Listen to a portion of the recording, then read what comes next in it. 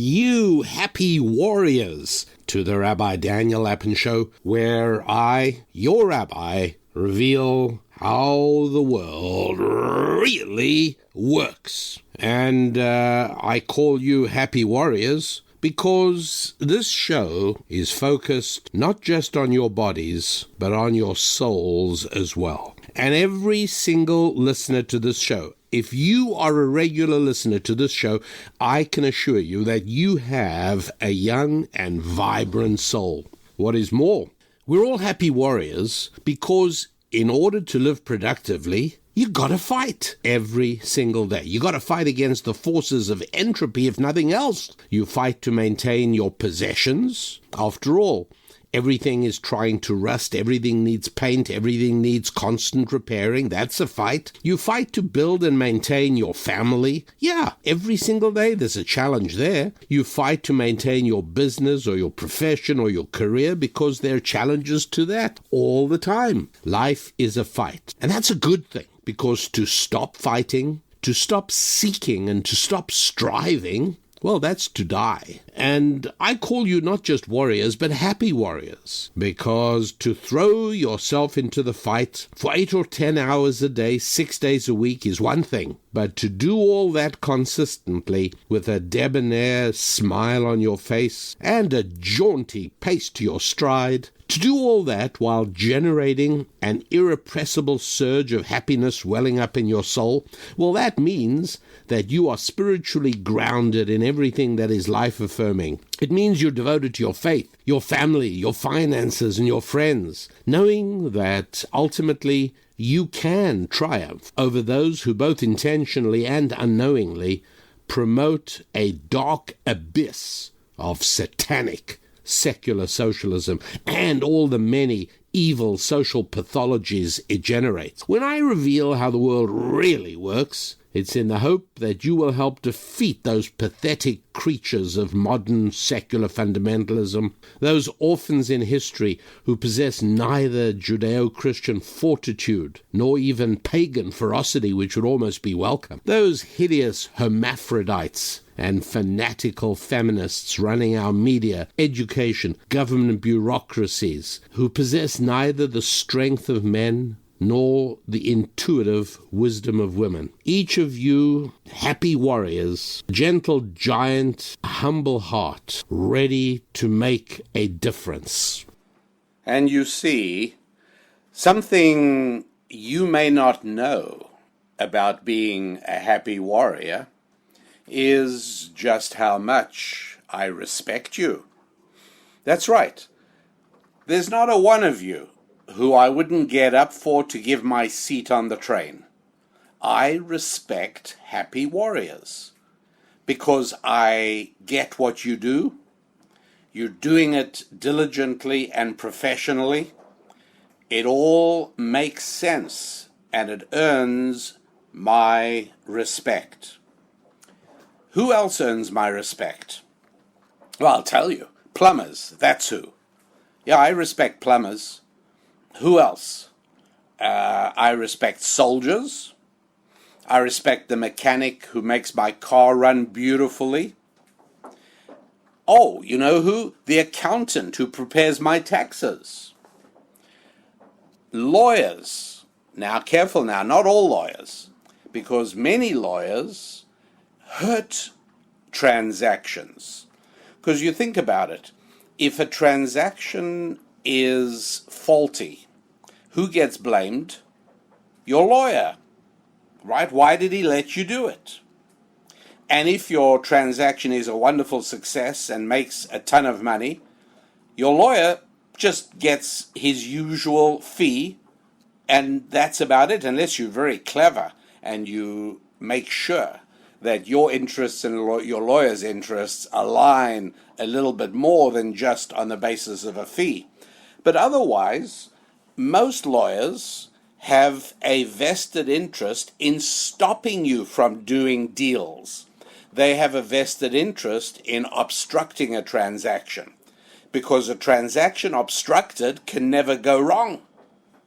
And so you'll never know the opportunity you missed.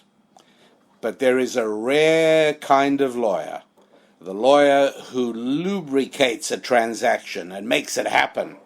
That's one I respect. Nurses in hospitals, yep, I respect them. Guys working on oil rigs, yep, I respect them. Here's another one. You remember the 2012 Olympics in London? Do you remember Usain Bolt? Yeah, I respect Usain Bolt. I respect him for making the job of running 100 meters in 9.5 seconds look easy.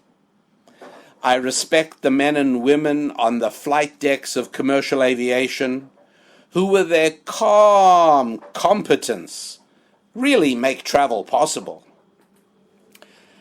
I respect P.G. Wodehouse and Alexander McCall Smith, whose sunny little stories may never have won literary awards from academia, but they can always be counted upon to lift you away from your everyday cares and concerns into a bright world of goodness, humor, and optimism.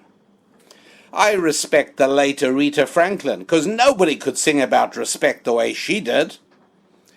Look, I'm sure you get it, right? Your rabbi reserves his respect for those who do the tough, challenging tasks that add value to my life. Those tasks that not everybody can do. I not only respect these people, I also appreciate them, because the professionalism with which they carry off their work fills me with inspiration. All these remarkable people share another striking quality, as they make possible our safe and comfortable lives. You know what this other quality is? You and I can easily understand exactly what they do for us. I really do not need the International Association of Plumbers to tell me that Anthony, who has solved so many water crises for my family, is really, really good at what he does. I need no certifying agency to assure me that my tax preparer is so capable that he almost makes me feel sorry for the IRS. Well, that's a bit of an overstatement. But he's good. I need depend on nobody else to confirm for me that Usain Bolt runs the way that Paganini used to play the violin.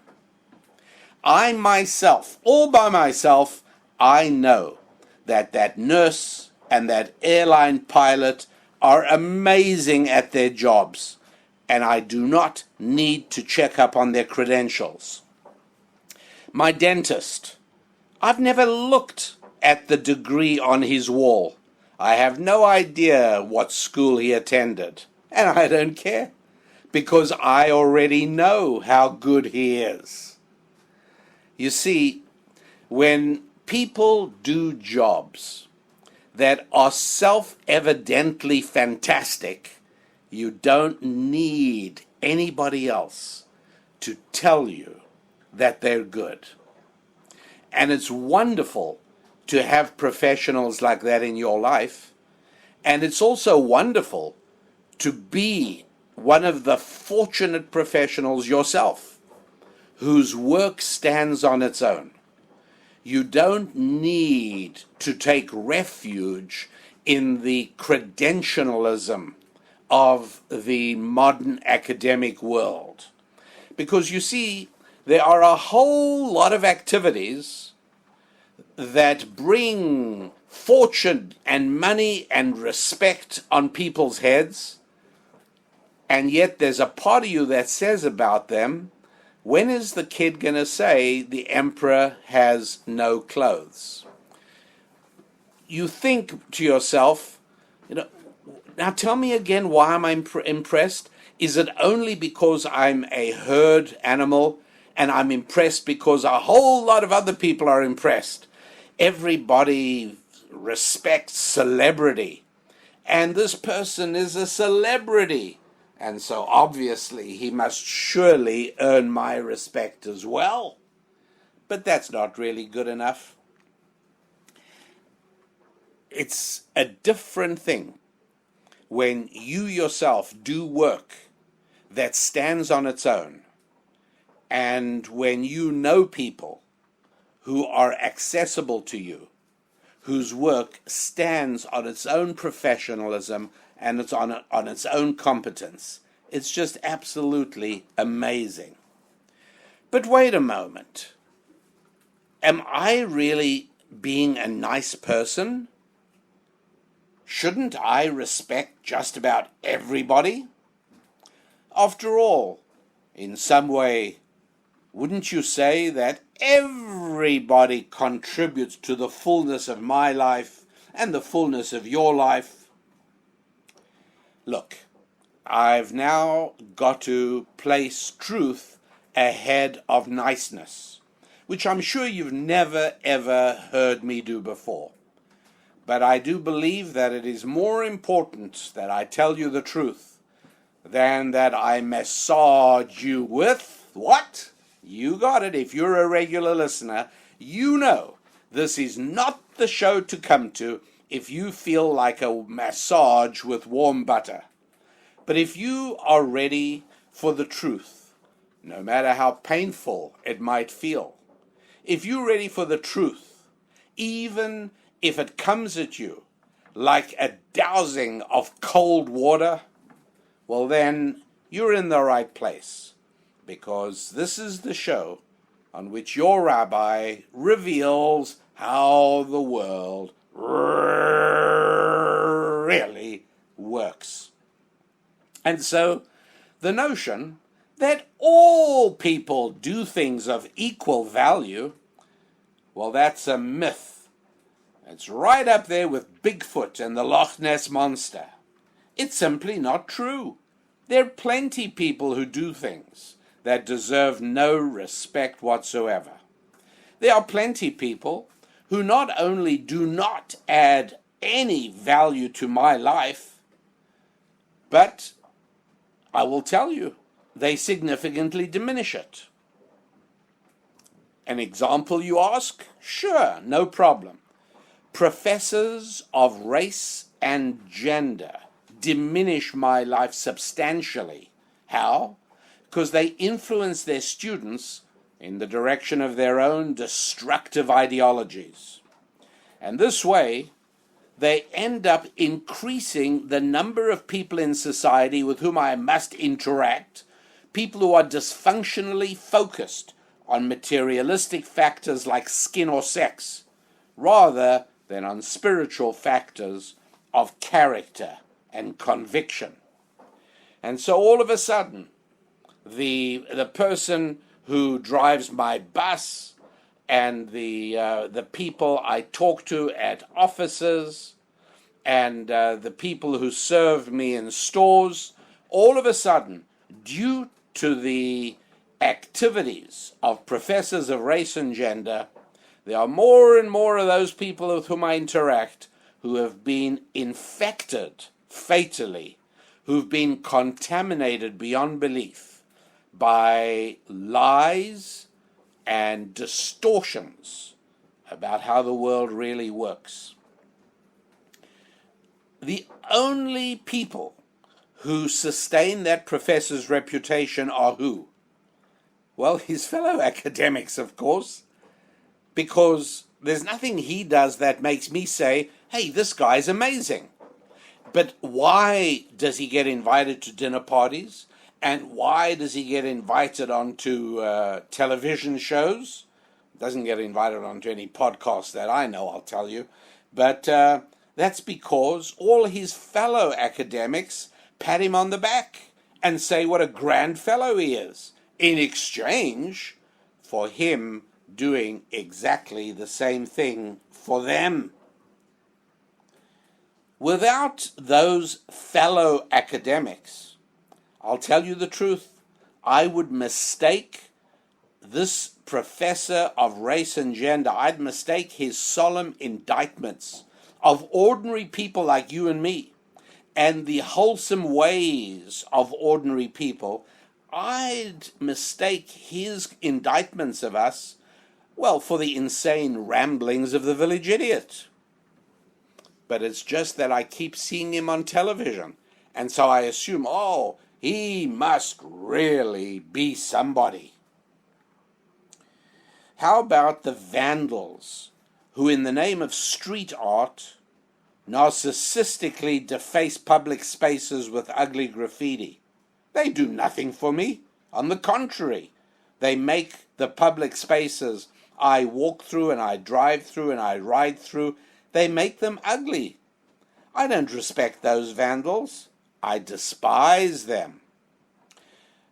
I also despise the city politicians who praise these young hooligans enough to make some citizens suspect that perhaps they just don't really know enough about art to criticize it. But it's city politicians who simply lack the guts and the ability to do the job they were hired for. And so they stand by, and instead of coming down on these vandals, they praise them as, oh, they're artists, they're public space artists. This is First Amendment. They have important things to say. Thank you, you city politicians. You're another group I don't have a lot of respect for. Who else? Well, how about modern artists who persuade government to seize my earnings through excessive confiscatory taxation, and they use that money to underwrite the maudlin outpourings of their diseased egos, and they then take these so-called works of art and display them in public places, just waiting in vain for some child to utter the long-awaited words, but the emperor has no clothes. These artists are credentialed by the world of university art departments, by art galleries, and by pompous art critics, without whom their so-called work would be dismissed as the paintings of precocious preschoolers. But let me pause for a moment, catch my breath, and remind you that our website is rabbidaniellapin.com. And I'm speaking about respect. And you'll notice that most of the people I respect make their money from the people whom they serve. Most of the people who I do not respect make their money through some kind of third party. You see what I mean?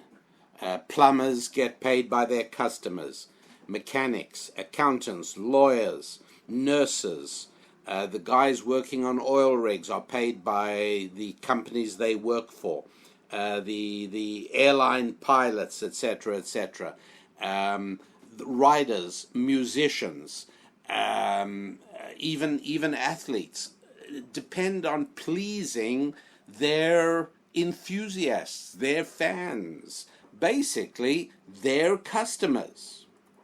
But if you notice, all those I was talking about, whom, well, let's say those I do not respect, well, who pays them? Well, it's very simple. Think about it. Do you really think that students pay their teachers? If that were so, there wouldn't be teacher unions. No, teachers don't see their customers as their students. Not at all. The same thing is true for modern artists. They also know that their customers will flow from their self-anointing. When their fellow artistes and gallery owners anoint them, then the customers will come. But they're not trying to please the customers. On the contrary, if you listen to the speech of modern artists, they're dedicated to shocking their customers. They think their job is to make us feel uncomfortable. They really do. And we are sometimes foolish enough to go along with that. Vandals, well, of course, they're certainly not trying to please their customers. And so it goes. Whoever you're talking about, the big difference, one of the big differences, I should say, is where their revenue comes from. Does it come from pleasing their customers, or does it come via a third party, government, big educational institutions? Now, you might say, what is the difference between a professor and an oil rig worker? A huge difference. I barely have to tell you. I think it's pretty obvious. You could probably make up a list right now of 5 sharp and important distinctions between a professor and an oil rig worker. And so the resource that is available at our website at rabbidaniellapin.com, it's a resource called the Income Abundance Set. It's exactly what we're talking about. Because if you decide that you want to make your living, you want to generate revenue by being a modern artist, I'm sorry. I wish I could help you, but I can't. You've come to the wrong address. If you want to make your living as a professor of race and gender, I'm sorry. I cannot help you. I wish I could. Well, I don't really. If you wanted to make your living as a, etc., you get, I can't help you. But if, on the other hand, you want to serve your fellow human beings, all of God's other children, so effectively that they flock to buy your services or to buy your goods, whatever they are, well, then I can help you. What you want is the Income Abundance Set. So head over to rabbidaniellapin.com, and you'll easily find it. You'll be able to read about it, and in doing so, you will be able to determine whether, in fact, this is something that you or somebody you'd like to bless, somebody you'd like to give it to as a gift in your orbit. But you will quickly see that for anybody who sees that there is honor in making money, that making money is truly evidence that you are serving God's other children. And if you want guidance, inspiration, and direction in how to do just that, well, then please go to rabbidaniellapin.com, www.rabbidaniellapin.com, and you will there be able to read up about the Income Abundance Set and find out whether that is something you need to invest in, and in so doing, bettering your life as well as mine. The beauty of the financial transaction. It's why I almost always put the word holy ahead of money. Holy money.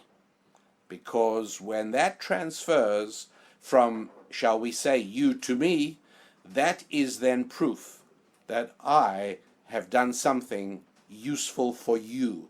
There's some small way or big way I may have improved your life. Now, continuing, I hope you're not ready now already to dismiss me as some sort of cantankerous curmudgeon, because there's actually one more group on my list for which I simply am incapable of summoning up any real respect. These are the cosmologists, like the late Stephen Hawking and Carl Sagan, or the astrophysicist Neil deGrasse Tyson, who you will still see on television often, just as the way you used to see Stephen Hawking and Carl Sagan all the time. These are people who study the vastness of the universe. And then they talk to us, but they talk in a language that perhaps only they understand, as they describe black holes and big bangs and lonely quarks.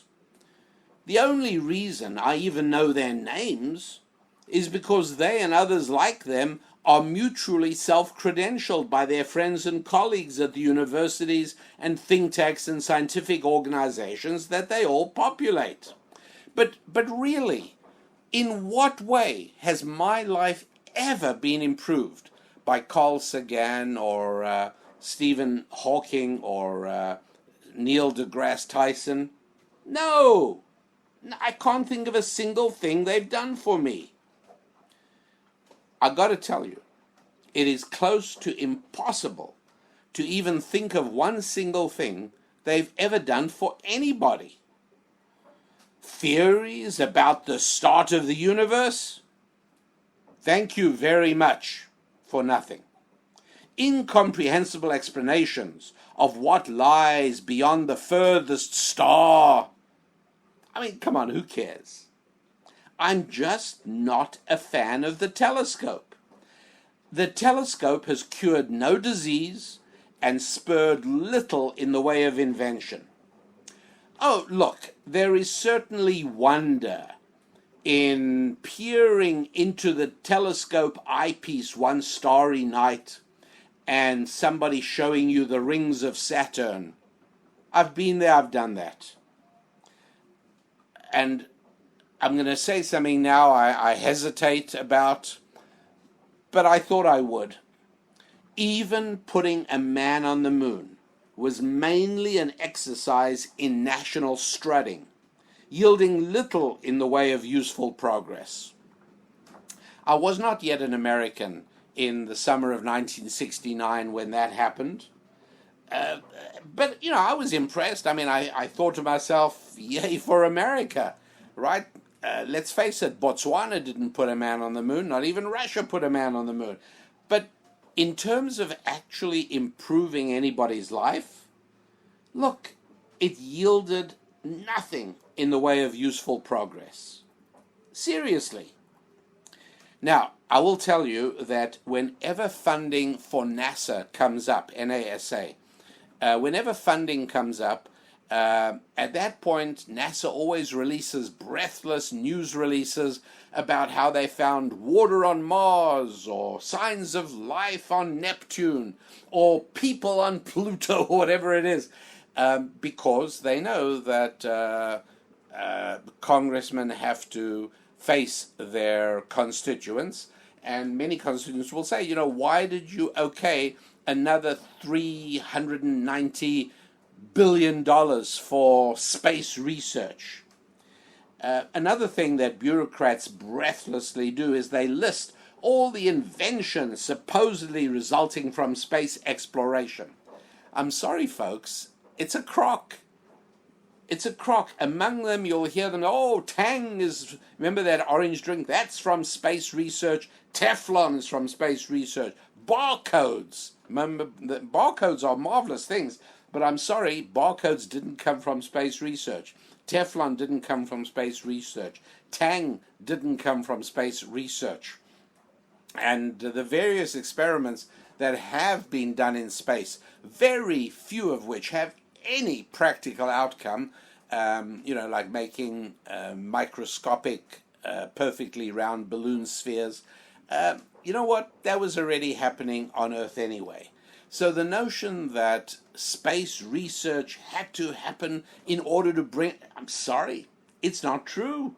There is almost nothing of any value to your life or mine that has come from the billions of dollars that have been invested in space research. Sorry, just it's not there. By contrast with the telescope, which I don't much care for, I love the microscope. Forget about pointing a lens at the macro. Instead, I advise you to focus on the micro. Look, if I tripled the length of this podcast, if I multiplied it by a factor of 10, if I spoke to you for the next 10 hours, there still wouldn't be enough time to list even 1% of the countless benefits that have flowed to humanity from peering into the small. Exploring the atom has yielded incalculable returns compared to the big, fat nothing that has come to us from exploring the cosmos. Okay, well, I guess if you haven't decided yet that I'm a cantankerous curmudgeon, you're probably moving in that direction. Now, I hope not, because I hope you're thinking about this, and I hope you're saying, wait a second, maybe there is even just a germ of truth in what my rabbi is saying. Don't point a lens at the macro. Focus on the micro. Think about the benefits that have come from looking small instead of looking huge. Just think about it. As I've spoken about exploring the atom. Nuclear power, with its ultimate promise of literally freeing us from drudgery, it's only possible because we peered downwards into the tiny atom, not upwards into the huge universe. Nothing's come from that. Knowledge of microbes, germs, viruses, along with the cures for many diseases. Microcircuits, miniature electronic devices that allow doctors to peer deep into our bodies. Re-engineering DNA that makes even little unborn kids with certain problems get fixed up in utero. That's all through molecular work. Not huge stuff, miniature stuff. How about metallurgical breakthroughs that allow our dentists to insert miraculous titanium implants into the mouths of those of us for whom teeth have ceased working as well as they should? How about building turbine blades for jet engines and making breakthroughs in batteries possible? All that is from peering down to the atomic and molecular levels. That doesn't come from looking at the sun and the moon and the stars. That doesn't come from looking at other galaxies and nebulae and so-called dark.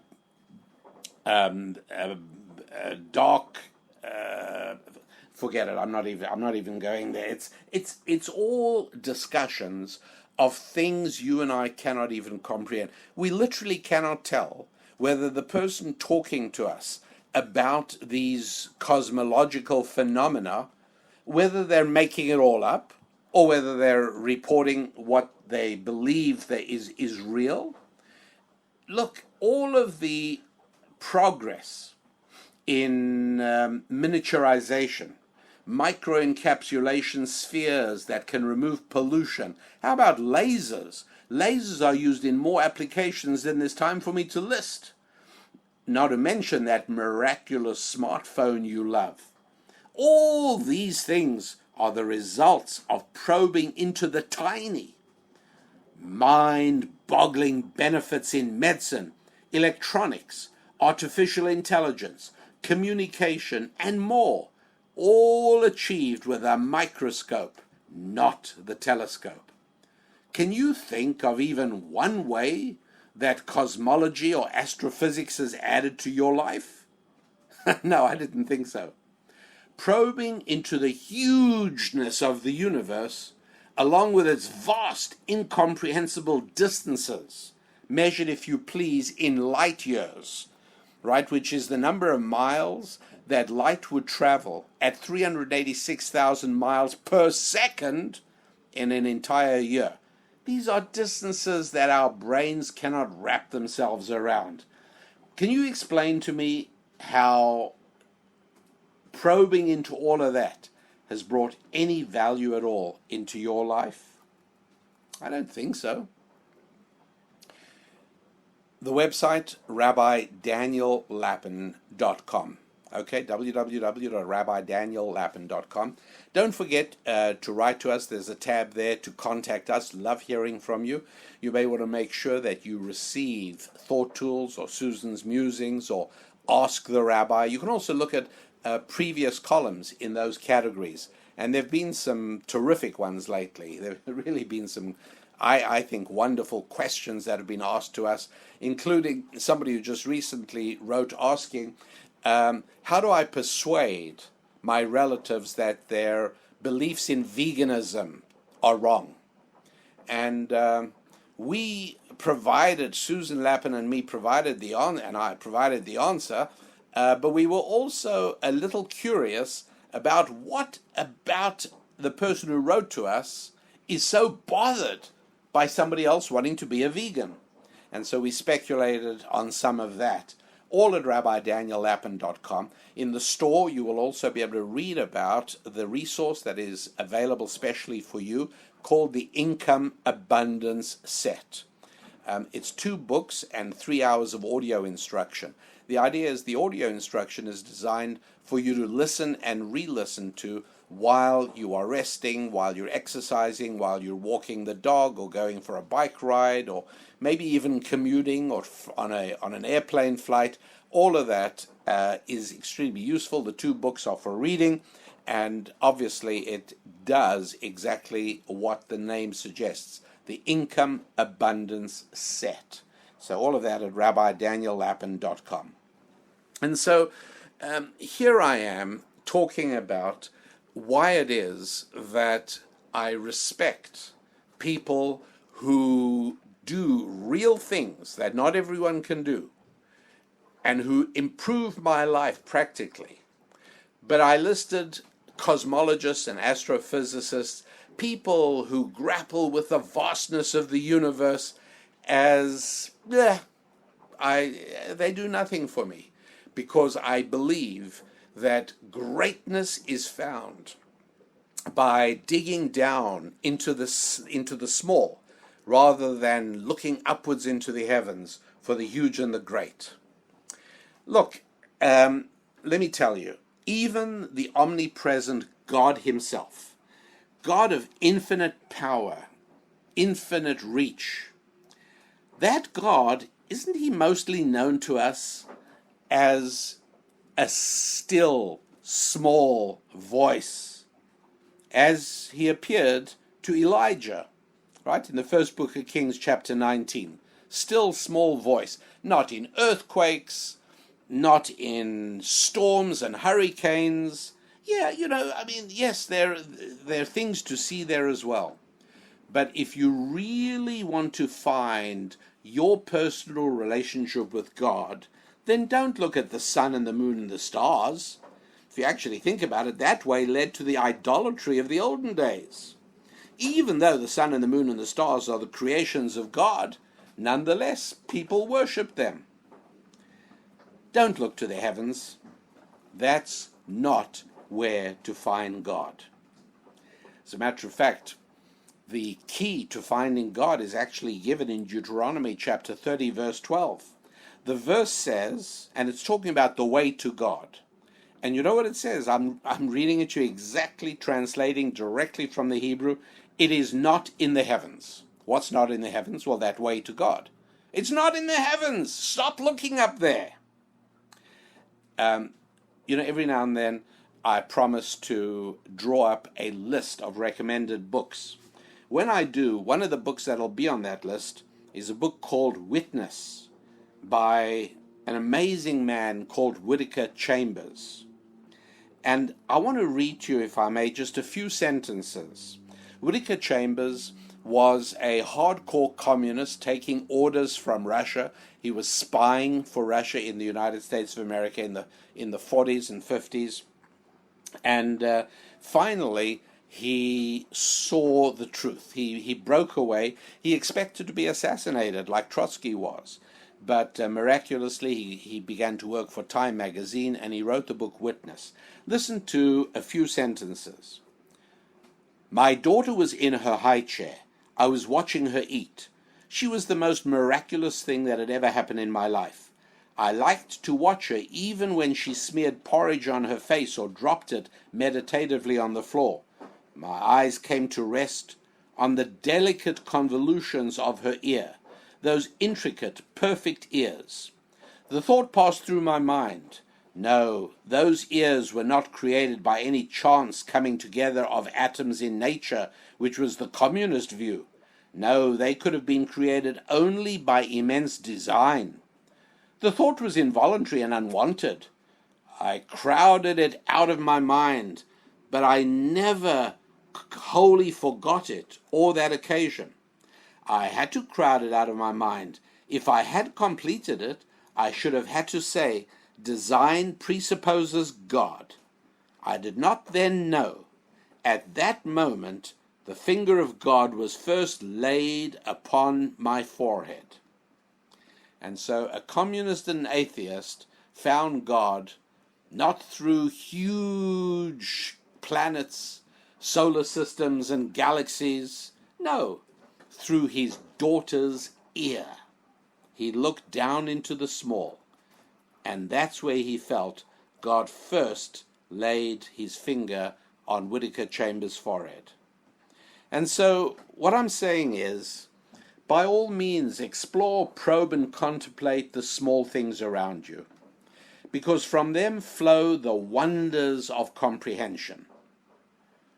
As for those race and gender professors, those vandals, those self-anointed artists, and yes, the cosmologists, look, I want to make clear, I would never be deliberately rude to any of them. They are, of course, due the respect due to any creature created in the image of God.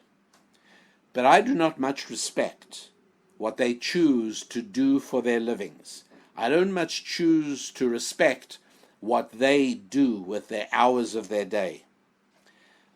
As for those who really do important things for us, well, just check up and see, who do you have on the contact list on your smartphone?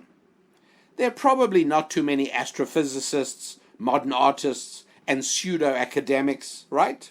If your contact list is like mine, you got your plumber, you got your dentist, you got your car mechanic, you got your accountant. Maybe elsewhere on that everyday marvel of miniaturization we call our phones, you might have music created by maybe Aretha Franklin. You might have audio books written by writers whose work brightens your days. That's right. That is what we've got. I'm certainly not going to be, I would never be rude to anybody, but my deep respect is reserved for those people who do real jobs whose competence and professionalism I don't need anybody to explain to me. I can see it myself. People who do real things. And of course, my respect is also reserved for you, ladies and gentlemen, the happy warriors, the regular listeners of the Rabbi Daniel Lapin Show. I respect you, and I value you for all you do 24/7 as you make your lives work. You build your families. You build your professional relationships. You build your business relationships. You build your social and friendly relationships. And you build your faith relationships. And that's what you do day in and day out. You have my respect. Thank you for being part of the Rabbi Daniel Lapin Show. Thank you for spreading the word. You're doing a great job on that. I appreciate each and every time you tell someone about the show. And I wish you good times in the week ahead. Good times with your finances. Remember the income abundance set at rabbidaniellapin.com. I wish you good times not only with your finances, but your friendships, your family, and your faith. I'm Rabbi Daniel Lapin. God bless.